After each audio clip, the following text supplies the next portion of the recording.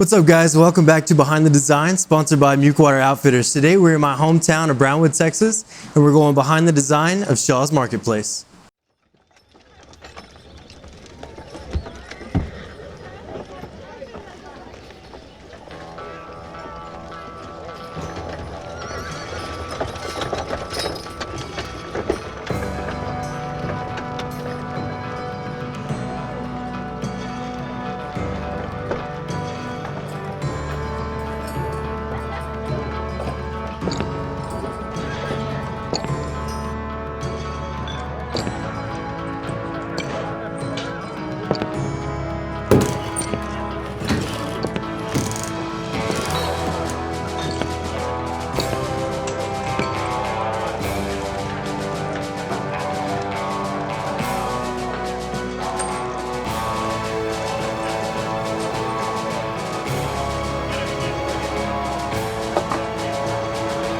What's up, guys? Welcome back to Behind the Design. Today I'm joined by Matt McCrane, Liz McCrane, and Tori Choate. These are the store owners and store manager of Shaw's Marketplace. So let's go behind the design of Shaw's Marketplace. Tell me a little bit about how Shaw's started. Sure. I think we've always been interested in historical structures, and when this one came for sale, I had sent it to family and said, what can we do with this? And really none of us had a good idea. And so we had talked with community members, and kind of the idea of a small business incubator came up. And this was actually after we had purchased the building. We kind of bought it with no intention but to keep it from being torn down. And so when we talked with community members and other small business owners, that's the idea we got. So Cool. So for people that don't know the history, when we were kids here, this was a dry cleaner. Do you give us a little bit more history about the building itself? Sure. So the building we're in today actually was built around 1890 or so. Wow. And it was a laundry facility then, pre-1900. And then the Shaw family came in around 1920. And extended the two buildings that you see today, which are the brick structures to the right side if you're facing the marketplace. And so they came in 1920, which was operated by Lyman Shaw Sr. And then, of course, his son, Lyman Shaw Jr., operated it till about 1980. And then they had numerous owners after that. And so, it dates back pretty early Texas history, Brown County history, and it's just a neat story for Brownwood. That's really impressive. I think growing up and seeing this, and my dad going through the drive-thru, you never would have realized how much history is in this building. So it's really cool that you guys were able to save it from becoming another parking lot in Brownwood, and really allow people to come in and feel the history. I mean, you just look around and you can see one of the pieces that you were able to give us for our place was one of the original pieces. So we're really grateful for that. So tell me a little bit about, you didn't just wake up and say it's going to be a vendor market and it's going to look like this. So how did some of that evolve? As I mentioned to you before, we talked, I don't know if we put it out through social media channels or we just talked with different community members, and the feedback we were getting is that it's really expensive, as you know, to open your own small business, the brick and mortar. To either whether you lease a building or you want to own it or refurbish it, and then with all the recurring expenses monthly that go along with owning your own building. And so we had heard from small businesses that they wanted something that was affordable in a place where they didn't have to work or pay overhead each month. And so the idea of the small business incubator, the marketplace, came about, and that's why we have, we have 20 vendors inside Shaw's Marketplace, and not one of them have to work daily. They can, you can walk throughout the marketplace, check out at our central checkout, and that's managed by some of our team members to the right. Cool. Yep. So Liz, tell me a little bit about what your role is here. Yeah, so I do social media, marketing, and then event planning for Shaw's. I'm not an expert in it. I did a little bit in in college, but when I was brought in here, I was like, I'll do what I can. And so I, take pictures throughout the store, promote each of our vendors, start planning events now that we're open, going into fall, hopefully having, events every so often. And then I also work sales, so I'm working on the floor, helping merchandise. So I do a little bit of everything. I kind of have my hand in everything, so.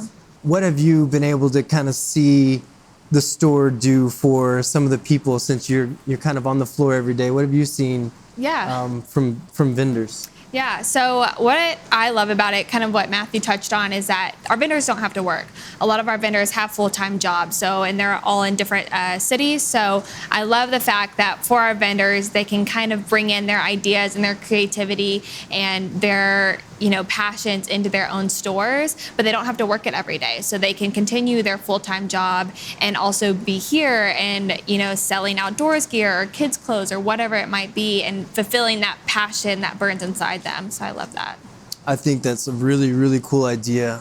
It's an amazing business model, and I think I told Matthew earlier, but without that business model, Mukewater Outfitters would not exist what it is today, and what we've been able to grow to. So I, on behalf of all the vendors, would like to say thank you for opening this up and giving us the opportunity to grow and nurture something that we have a passion for, but really didn't have the opportunity to do it. So I'm very, very thankful for that. So Tori, tell us a little bit about your role here and maybe kind of what you've seen Shaw's do for some of the vendors. Yes. Well, I am, I guess, officially the manager of Shaw's Marketplace. And the way that came about was a few months ago, let me go back just a little bit. I've been a dental assistant for 28 years. Wow. And so I've had hobbies that I've loved, one of them being vintage, and I've always loved the old buildings and old houses and things like that. So I've always dabbled in that type of thing. But a few months ago, I saw, I didn't really know Matthew or Lizzie, but I knew of them, they knew of me, and I actually reached out to them because I saw what they were doing, and I was super excited. This is something I have been praying and wanting Brownwood to kind of go to that next level for a long time. And like them, we see the potential that's here, and it's just going to take somebody doing it. And then when I saw that they were starting to do it, then I reached out and was like, hey, so I see what y'all are doing. Would y'all have any opportunities out there for maybe future employment? And they kind of were like, well, yeah, maybe so. And so one day I just came up here and talked with Megan, Matthew's wife, and Lori, his mom, and we kind of just had a conversation one day standing here when this was empty. And next thing I know, one door led to the other, and then I pretty much hung up my mask and gloves and came on board. It's a good fit. Perfect fit. Yeah. I haven't looked back, honestly. It's been a blessing. It's been exciting. I also am a vendor here, and so it's given me an opportunity to do one of my hobbies as a job, which I never, ever thought maybe would be possible. So I am so excited to be a part of Shaw's Marketplace and part of their family. Wow, what a great story.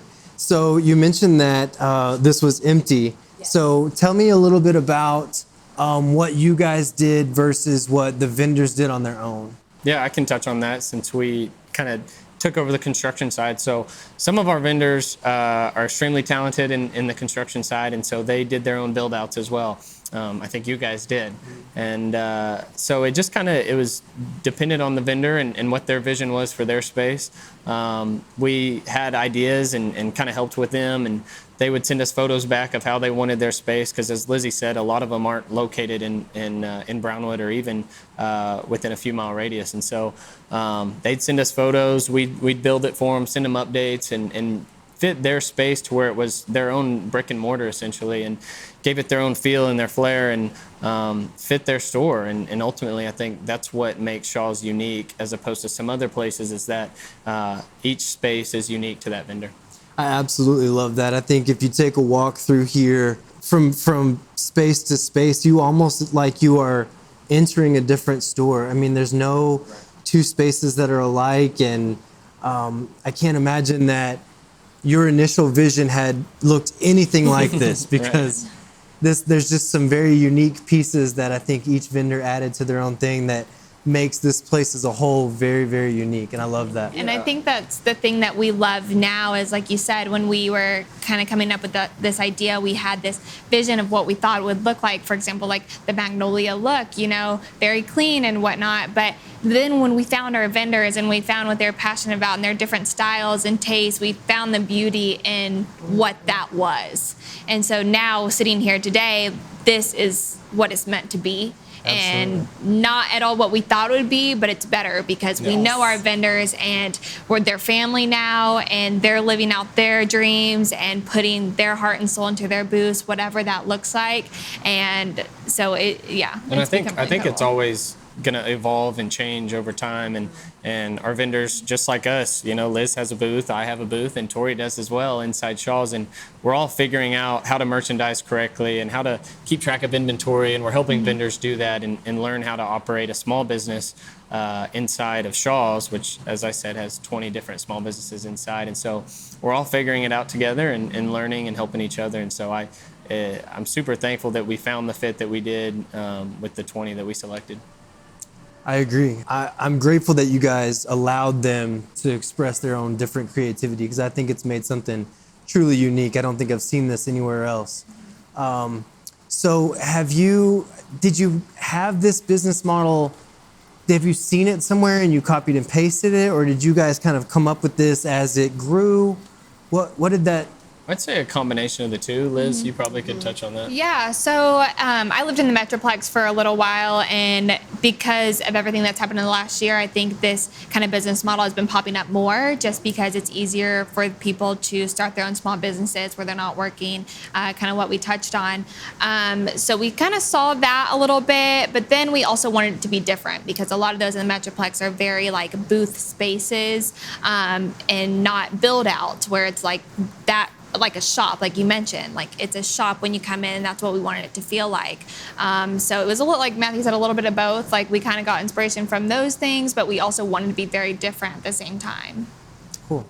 So Matt, I heard you touch on how the store will evolve. What do you see Shaw's looking like in the future? Like their growing plans? I think, of course, with our Fuzzy's Taco Shop that's supposed to open spring of next year, which we're super excited about. My wife and I will take that on, and so we'll be owners and operators of Fuzzy's, and we join their team. And so I keep telling our vendors and you guys, just hang on a little bit longer, until we get that guaranteed foot traffic through the door every single day. And so of course, with our grand opening that was just 3 weeks ago, it has not slowed down one bit. That's amazing. It's been crazy every single day. Tori can attest to that.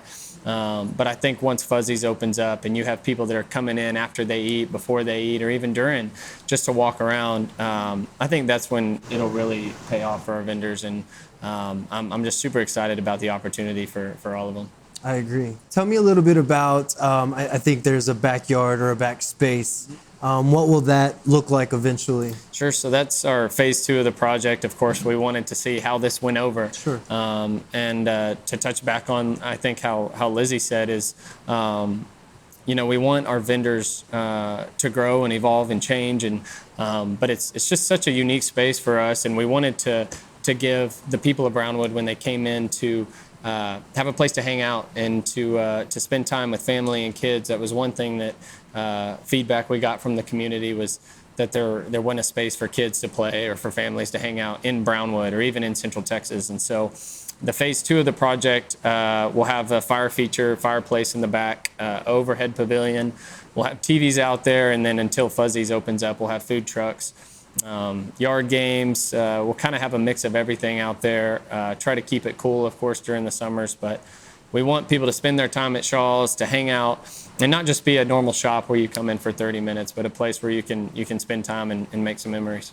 That's awesome. That's such an amazing vision, and something that Central Texas and Brownwood specifically desperately needs, and I think will thrive from just being a part of all the growth and I guess kind of renovation, reviving the downtown area. Yes. I think this is just going to add one more aspect to it and really promote that. So I'm again very grateful that you guys took the leap. Again, our show is about, just having that vision and taking the leap. So let's talk a little bit about, before we close things up, what made you guys, want to take action and want to do something to help the community?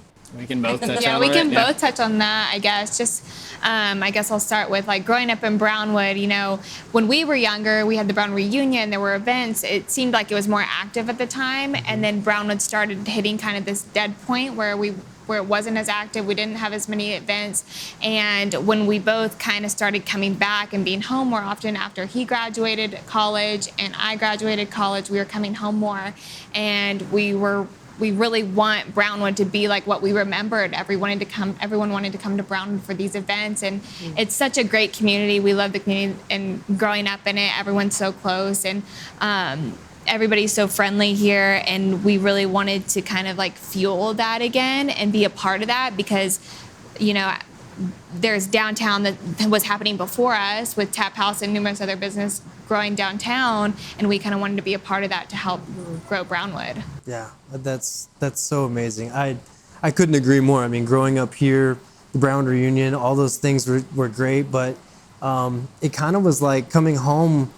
really wasn't near as fun anymore. But in the last few years, things have started to come back and revive, and with the winery and now the Tap House and CJ's and the downtown movement right now, with Teddy's and even our long-term restaurants that have been downtown that have been through those highs and lows that Lizzie just talked about.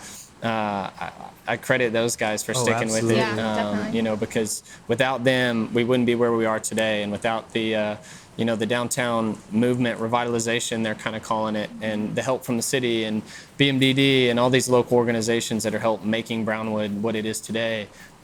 It's exciting, it is, and I think Shaw's to just be a little part of that and to provide, I keep saying 20 small businesses because that's what we are, and to help them succeed and thrive and grow. And if they outgrow this space and they want to go to another retail location downtown, we absolutely encourage that, because it's good for Brownwood. it's almost like a proud father thing, watching a small business start here in this space and then grow to what it Absolutely. is. Yeah, That's really cool. it's like small wins for us when we see our vendors becoming successful. We're Yes. sitting out seeing what's selling for them, and Yes. it gets us excited. Yeah. So, I have to say that one of the things I keep hearing over and over again is people are stepping in, and they're literally like so excited, and then they come back to the front and they feel like they just kind of went into another They're not in Brownwood. place. Yeah. They're not in Brownwood for a few minutes, which is a compliment in a lot of ways, but we also want it to start feeling like this is Brownwood. This is what we're becoming. This is the future. Absolutely. And so, as much as we want them to feel like they do kind of step out of Brownwood for a minute,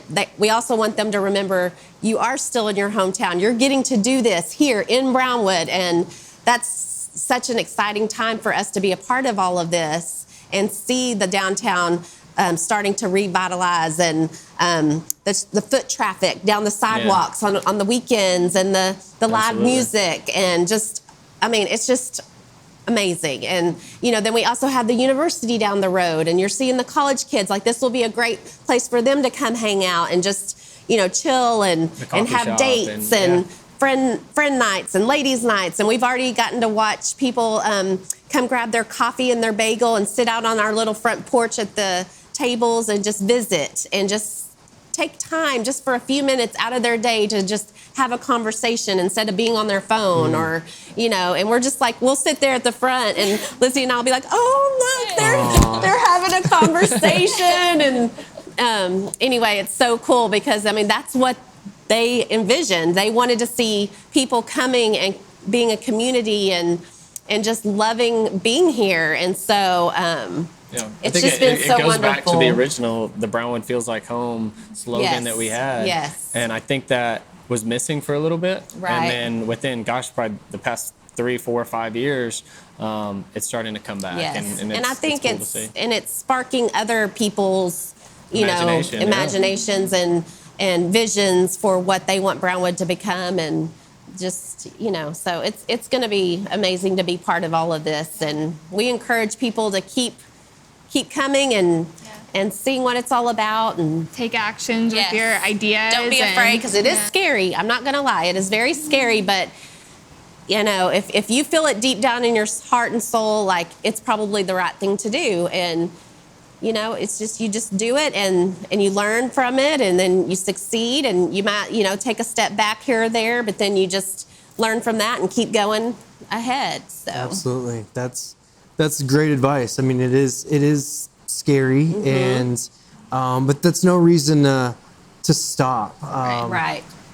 We just You might just need to take a different route. in one of our previous episodes, we just talked about fear has killed more dreams than failure Right. ever has, and you know you can't stop because of fear. You need to Right. detour and learn and move on. So Yeah, personally, I didn't want to look back and go, oh, I should have tried that. You know, I knew that if I didn't do it now, maybe I wouldn't get another opportunity. So good.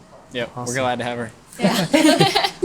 Well, Matt, I have to commend you. I think that, you know, without going into too much detail, you had a fairly successful career in a completely other state. And to come back home and to breathe life into your hometown, you know, you could have easily turned your back and stayed away. But I think you're going to see some amazing things come out of this store. I think that you're going to have 20 little children that are going to have successful businesses Oh, yeah. out, Yep. and I think you're sparking a lot of growth and ideas like they've touched on. So I have to commend you. I think that's an amazing thing. I credit my wife for that, because she came from a bigger city. She came from Arlington, Texas, and to bring her to small town Central Texas, and you know, I think she's starting to realize the family and the community and things that the big city doesn't offer sometimes. And so I'm thankful for her, and for her to come back to Brownwood and to help build the hometown to kind of to grow and to evolve and change as all towns do. But I credit her for that. Well, she's amazing too. And Yep. so, well, I think that's everything that we've got today, guys. Thank you so much for joining us on Behind the Design. And make sure you check back on all of our social media outlets. We've got some really cool episodes coming up. We're going to hear more from the vendors from Shaw's Marketplace. So make sure you follow us and check back soon. So that's all for now. Cheers.